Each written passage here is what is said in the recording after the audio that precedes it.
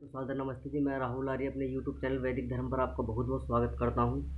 हम पढ़ रहे हैं सत्यार्थ प्रकाश का 11वां समोल्लास, और 11वें समोल्लास के अंदर आज हम चर्चा करेंगे 3 ऐसे राजाओं की जिनका उल्लेख महर्षि दयानंद सरस्वती ने अपने सत्यार्थ प्रकाश के अंदर किया है।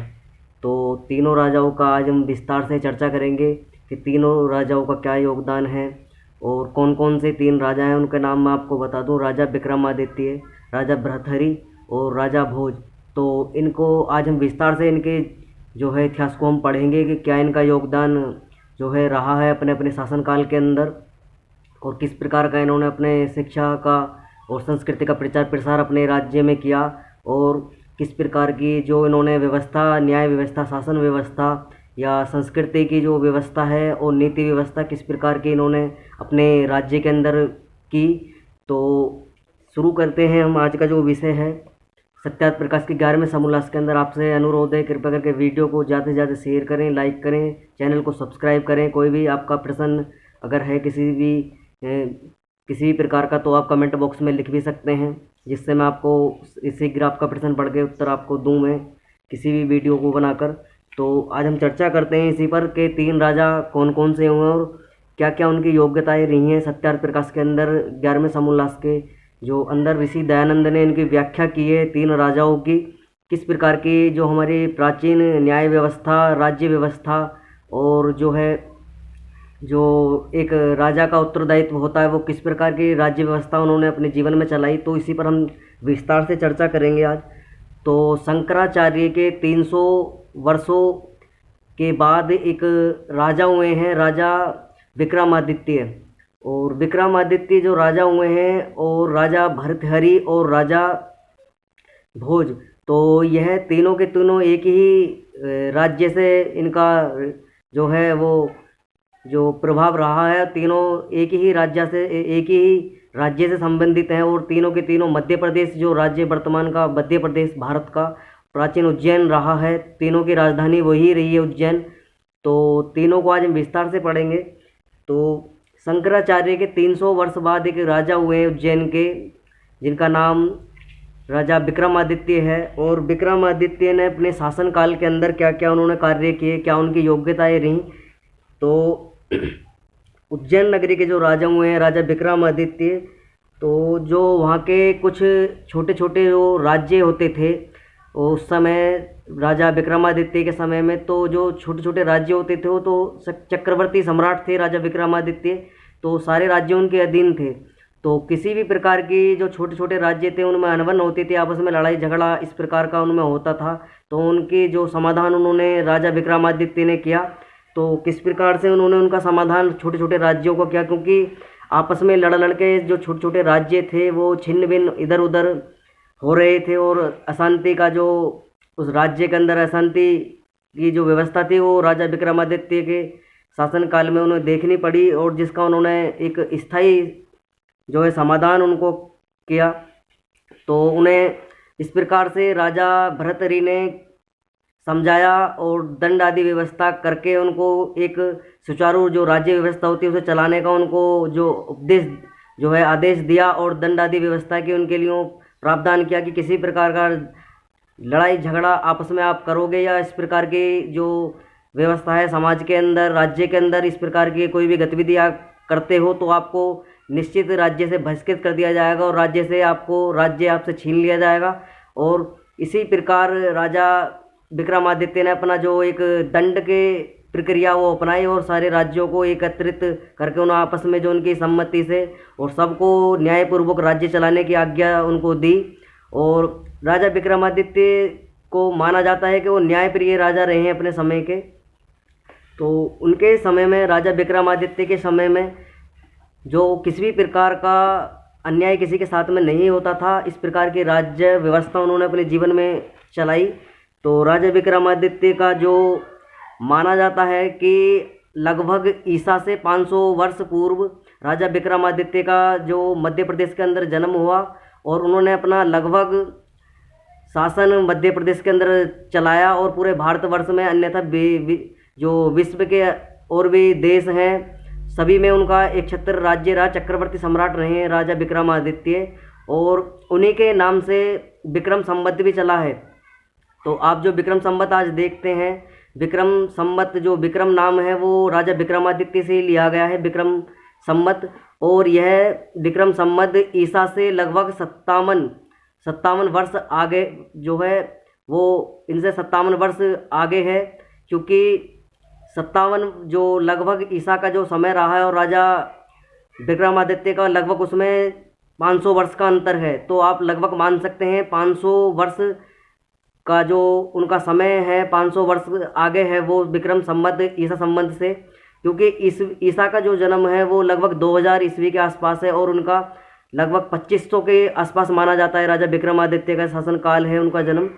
तो उन्होंने अपने शासनकाल में ही जो अपना अलग पहले, तब तक जब राजा विक्रमादित्य का शासनकाल था तब तक युधिष्ठिर संवत तब तक चलता था। जो युधिष्ठिर हुए हैं राजा, महाभारत के 5 पांडवों में सबसे बड़े जो राजा हुए राजा युधिष्ठिर, तो उन्हीं के काल में जब उनका चक्रवर्ती साम्राज्य था पूरे भारतवर्ष और विदेशों में भी, तो उन्होंने अपने शासनकाल में तो युधिष्ठिर संवत उस समय चलता था, उन्होंने अपने शासनकाल में युधिष्ठिर संवत की स्थापना की।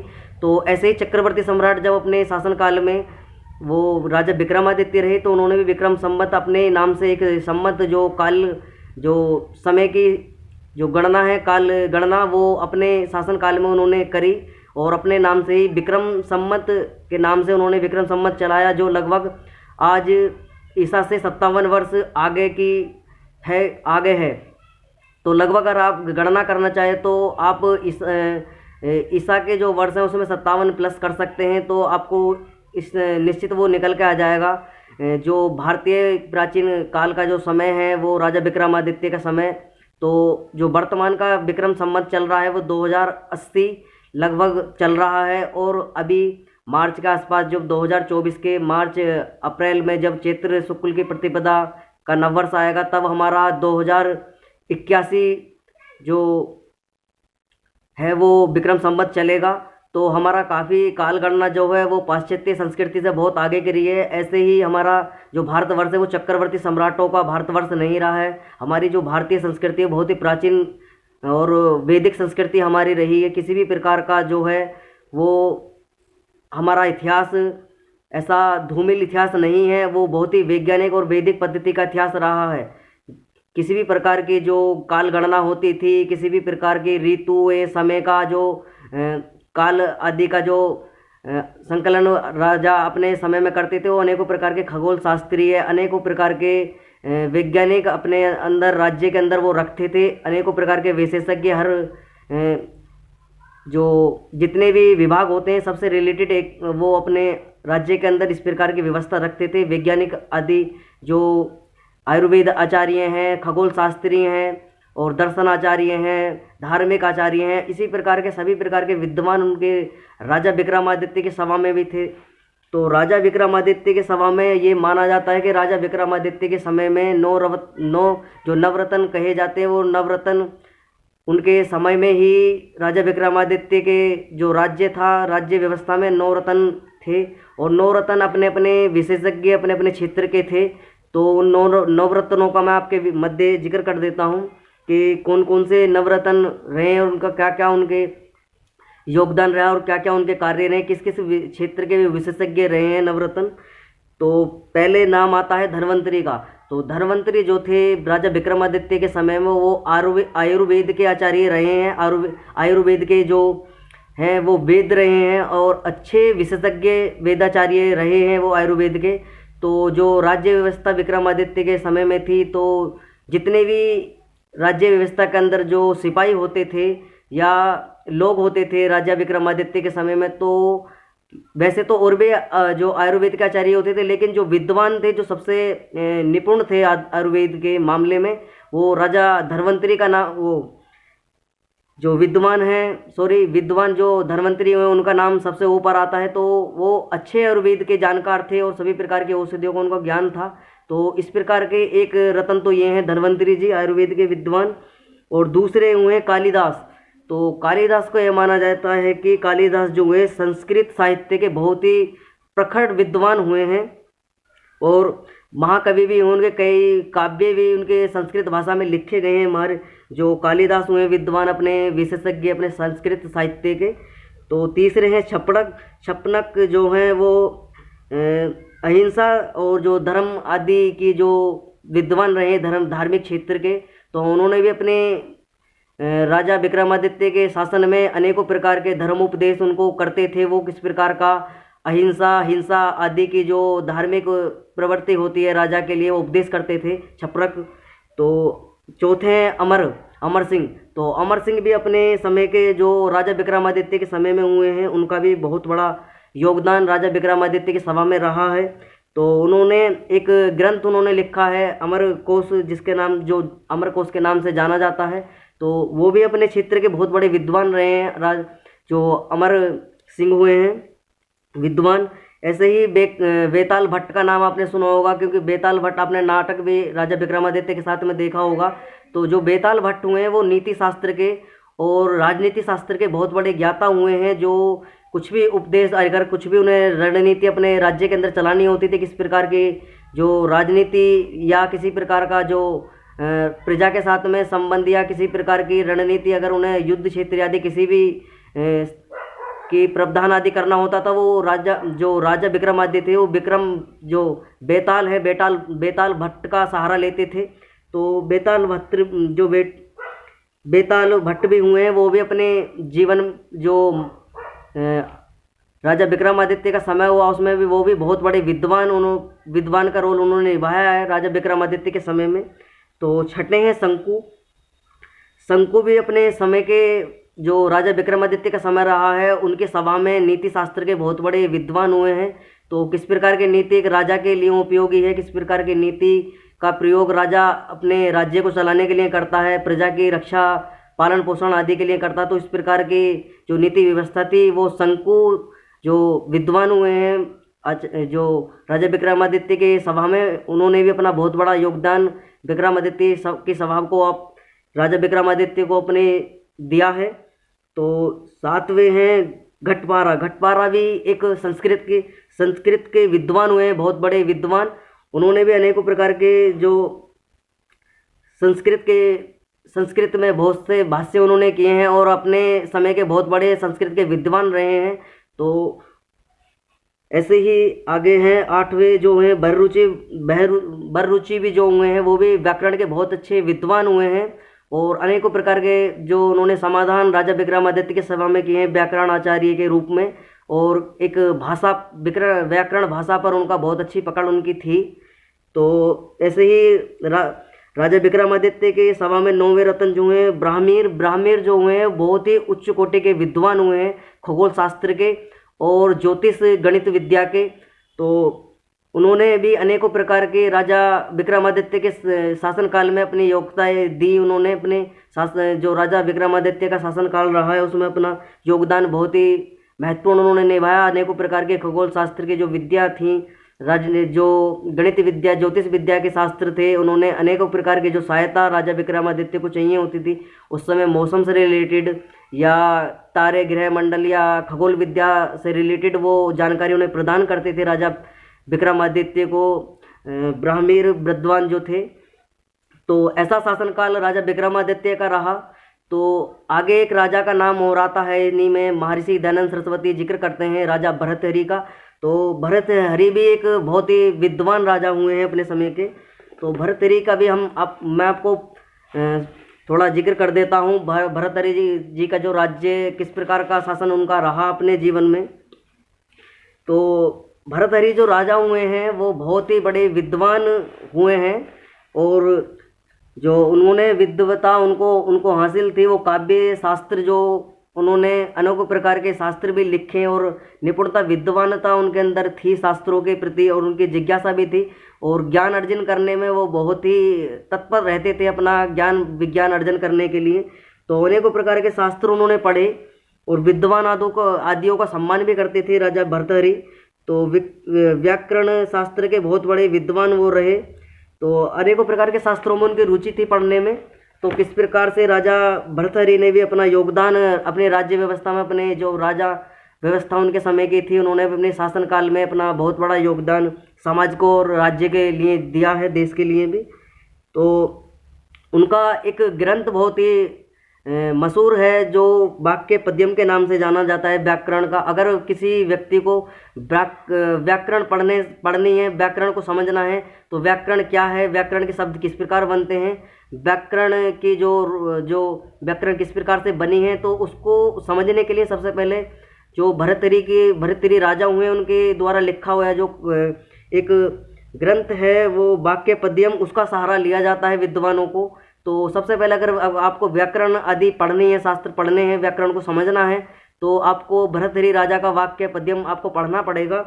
तो वाक्य पद्यम जो है व्याकरण जानने के लिए कि बहुत ही अच्छा ग्रंथ है, बहुत ही अच्छा साधन है। अगर आपको संस्कृत का विद्वान आदि आपको बनना है, संस्कृत को समझना है, जो एक विद्वान होते हैं संस्कृत का, अगर आपको बनना है किस प्रकार के संस्कृत के जो शब्द हैं वो बनते हैं, तो इसी प्रकार की भाषा आदि का ज्ञान, संस्कृत भाषा का ज्ञान करने के लिए आपको जो है भर्तृहरि राजा का जो वाक्य पद्यम ग्रंथ है उसके सहारा लेना आपको पड़ता है। तो एक घटना इनके जीवन में भी आती है कि जो राजा भर्तृहरि हुए हैं, तो ये अपने आप को उच्च कोटि का विद्वान मानते थे और ये मानते थे कि मुझसे बड़ा कोई भी संस्कृत का विद्वान नहीं है, व्याकरण का विद्वान मुझसे बड़ा नहीं है। तो इस प्रकार का इन्हें एक बार घमंड हो गया अपने जीवन में। तो ये किसी विद्वान आदि का जो है वो जब इनको इस प्रकार की अपने जीवन में इन्हें घमंड आ गया कि मुझसे बड़ा कोई विद्वान संस्कृत व्याकरण का नहीं है, तो जब ये धीरे धीरे समाज आदि के में बैठने लगे, राजा आदि विद्वानों को सत्कार आदि करने लगे, विद्वानों के साथ में बैठने लगे, तो इन्होंने देखा कि मेरा जो ज्ञान विज्ञान है, मेरे जो विद्या का अर्जन है वो तो बहुत ही कम है। क्योंकि जो समाज के अंदर बैठने से, विद्वानों की सत्कारता करने से जो मेरे अंदर बदलाव आया है वो यही है कि मुझसे बड़े बड़े भी विद्वान मुझसे पूर्व हुए हैं। तो इस प्रकार का उन्होंने माना कि मैं गलत हूँ, कि मैं अपने आप को बहुत ही उच्च कोटि का विद्वान मानता हूँ व्याकरण का। तो मुझसे पूर्व पतंजलि ऋषि हुए हैं व्याकरण आचार्य, और ऐसे ही पाणिनि ऋषि हुए हैं जो व्याकरण जिन्होंने लिखा है, व्याकरण ग्रंथ को, व्याकरण की रचना जिन्होंने की है। तो इन्होंने माना कि यह बहुत ही गलत बात है आप अपने आप को सबसे उच्च मानना, अपने आप को ही सब कुछ विद्वत्ता आदि मान लेना। तो इस प्रकार की उन्होंने अपने जीवन में गलती अपनी स्वीकार की और विद्वानों का सत्कार आदि करने लगे। और अनेकों प्रकार के जो विद्वान उस समय राजा भर्तृहरि के समय में थे उनको बुलाकर सत्कार आदि उनसे जो है अपना ज्ञान अर्जन आदि करते थे, उनको सत्कार करते थे, सम्मान करते थे। तो एक प्रकार का इनके अंदर परिवर्तन हुआ अपने घमंड को लेकर के, किस प्रकार अपने ज्ञान आदि पर हमको घमंड नहीं करना चाहिए। तो हमसे भी बड़े बड़े विद्वान ऋषि आचार्य हैं, संसार के अंदर व्यक्ति हैं, तो किसी भी प्रकार के आपको जो है वो इस प्रकार के अपने अंदर घृणा आदि का भाव दूसरे के प्रति नहीं रखना चाहिए। तो राजा भर्तृहरि से यही सीख मिलती है अपने जीवन में कि ज्ञान आदि को, अपने आप को उच्च ना समझें। आपसे भी बड़े बड़े व्याकरण आचार्य, विद्वान आचार्य, शास्त्रों के महारथी पंडित आपसे भी ज़्यादा विद्वान समाज के अंदर हैं। तो आगे लिखते हैं भर्तृहरि राजा। महर्षि दंत सरस्वती किस प्रकार इनकी चर्चा करते हैं भर्तृहरि राजा के जीवन की।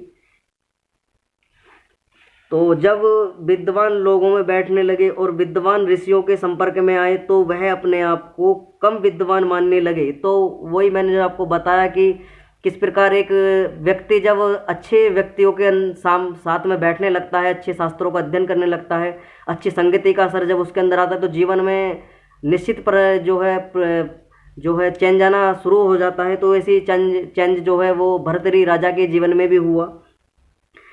तो यह ऐसा माना जाता है कि उनकी जो पत्नी थी वो उनका किसी अदर पुरुष से उनका संपर्क थे, तो इस प्रकार उनको वैराग्य हुआ और उन्होंने राजपाट से आदि से अपने त्याग दे दिया और वैरागी होकर वो अपना राजपाट छोड़कर चले गए।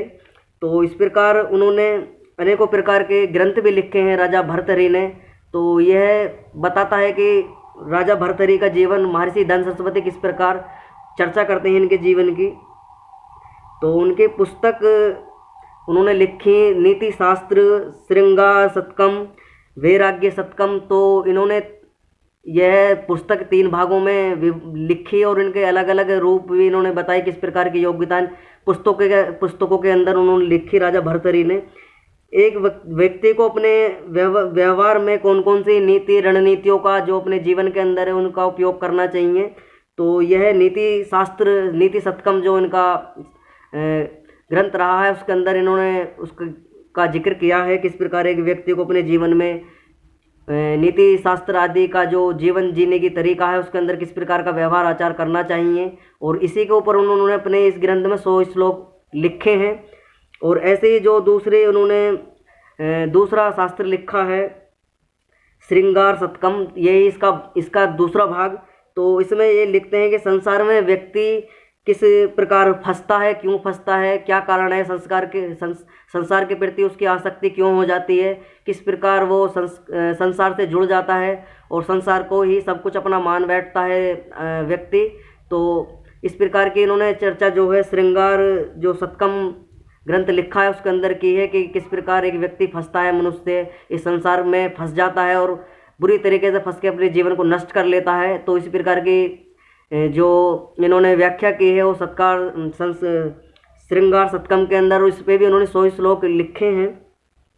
तीसरा जो ग्रंथ लिखा है इन्होंने वैराग्य शतकम। तो वैराग्य शतकम का मतलब यही है कि किस प्रकार व्यक्ति को इस संसार से निकलना चाहिए, किस प्रकार इस संसार आदि से में नहीं फंसना चाहिए और किस प्रकार से उसका समाधान हो, किस प्रकार ये संसार जो है एक क्षणभंगुर संसार है और किस प्रकार का हमारा जीवन का उद्देश्य हमारा है और इस संसार में हम क्यों ना फंसें और हमारा जीवन का उद्देश्य वो क्या है और किस प्रकार का हमारा उद्देश्य जीवन को जीने का होना चाहिए। इस प्रकार की जो नीति हैं उन्होंने अपने लिखी हैं वैराग्य शतकम के अंदर। और इसका समाधान समाज जो है निकलने के लिए वो प्रयत्न उन्होंने बताया है राजा भर्तृहरि ने। तो राजा भर्तृहरि भी अपने समय के बहुत ही उच्च कोटि के विद्वान रहे हैं, विद्वान प्रवृत्ति उनके अंदर रही है। उन्होंने भी काफ़ी जो है समाज के अंदर प्रचार प्रसार शिक्षा का, साहित्यों का, संस्कृति का किया है। तो आगे तीसरे राजा की हम बात कर लेते हैं, राजा भोज का समय। राजा भोज भी अपने समय के बहुत ही उच्च कोटि के विद्वान राजा रहे हैं। तो जो राज्य व्यवस्था उस समय होती थी प्राचीन काल में वो इस प्रकार की होती थी कि राजा हर प्रकार की विद्याओं में निपुण होता थे। तो निपुण जब होते थे तो हर प्रकार के राजनीतिक शास्त्र हों, नीति शास्त्र हों या तुम्हारा युद्ध विद्या हो, किसी भी प्रकार की जितनी भी एक विद्या होती हैं राज्य को चलाने के लिए, जितनी भी नीतियां होती हैं वो एक राज्य को उसका ज्ञान होता था। तो इसी से पता लगता है कि हमारे जो प्राचीन काल के राजा हुए हैं वो किस प्रकार के उच्च कोटि के विद्वान प्रवृत्ति उनके अंदर रही है और किस प्रकार का अपनी प्रजा और राज्य का पालन पोषण और संचालन वो करते थे। तो इसी से हमें देखने को मिलता है राजा किस प्रकार की प्रवृत्ति एक राजा की होनी चाहिए। तो राजा भोज भी इसी प्रकार के राजा हुए हैं। अब हम राजा भोज के विषय में पढ़ेंगे, राजा भोज का क्या योगदान समाज के प्रति रहा, राज्य में अपने शासनकाल में रहा। तो राजा भोज और राजा भर्तृहरि और राजा विक्रमादित्य का समय लगभग 100, 200, 300 या 400, 500 वर्ष के अंतराल का ही है तीनों का।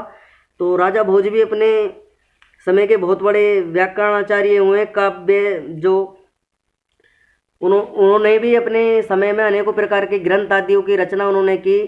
तो उनका एक बहुत ही जो प्रसिद्ध ग्रंथ है वो काव्य संकलन आदि इतना प्रचार उन्होंने किया। काव्य संकरा जो काव्य उनका लिखा हुआ है राजा भोज का। तो उन्होंने इस प्रकार की चर्चा उसमें उन्होंने प्रचार प्रसार उसका किया।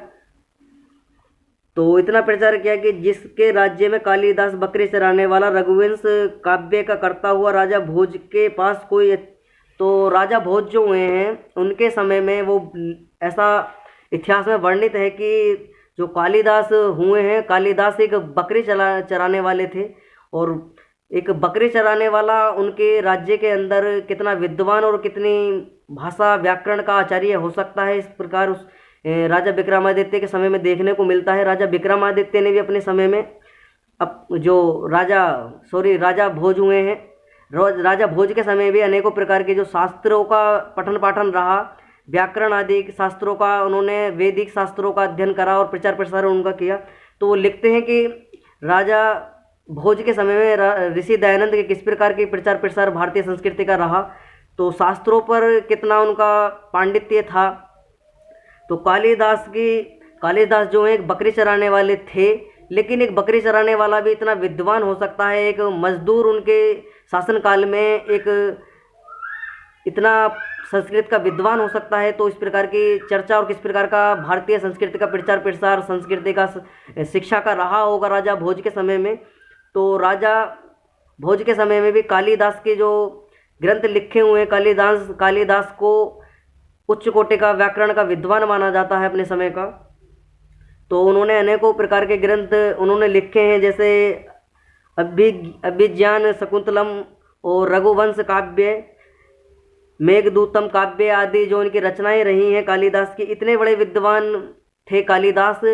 लोग आज भी जो संस्कृत और व्याकरण आदि को पढ़ते हैं, जो भारतीय संस्कृति को पढ़ते हैं, वो आज भी कालिदास को अपना जो है, कालिदास जो ऋषि हुए हैं उन्हें अपना जो है आदर्श मानते हैं। और किस प्रकार उनका आदर्श के रूप में उन्हें स्वीकार करता है हर व्यक्ति जो व्याकरण आदि का पढ़ने वाला है। तो कालिदास बहुत ही उच्च कोटि के विद्वान अपने समय के रहे हैं, संस्कृत जो भाषा है उसके और व्याकरण पे अच्छी पकड़ कालिदास की रही है। तो वो लिखते हैं राजा भोज के समय में ऋषि दयानंद की कितना उच्च कोटि की विद्वता और किस उच्च कोटि का प्रचार प्रसार राजा भोज के समय में रहा।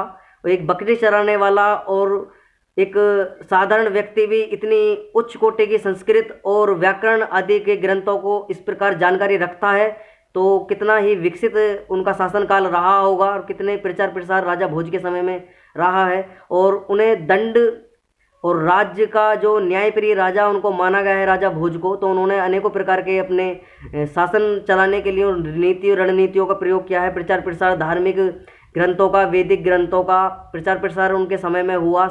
शिक्षा का जो स्तर था वो उच्च कोटि का स्तर उनके समय में देखने को मिलता है राजा भोज के समय में। तो राजा भोज के समय की घटना और मैं आपको बता दूं, एक घटना राजा भोज के समय में घटती है जब राजा भोज एक कहीं घूमने के लिए यात्रा पर जा रहे होते हैं। तो रास्ते में एक व्यक्ति उनको दिखता है जो सर पर लक्कड़ का गट्ठर रखकर जा रहा होता है। तो राजा उस व्यक्ति से सवाल करते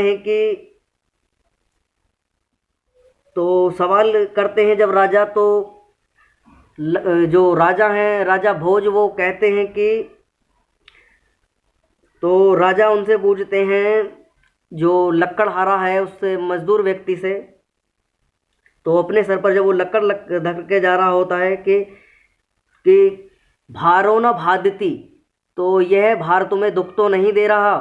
तो वह व्यक्ति अपनी भाषा में जो लक्कड़हारा है, जो लक्कड़ लेकर जा रहा है साधारण व्यक्ति, वो कहता है कि राजन भारो न भादते, राजन भारो न भादते, यह जो भार है ये मुझे दुख नहीं दे रहा है, जितना आपका ये अशुद्ध जो आपने मेरे लिए जो आपने भाषा का प्रयोग किया है कि भारो न भादती, तो ये शुद्ध रूप नहीं है इसका।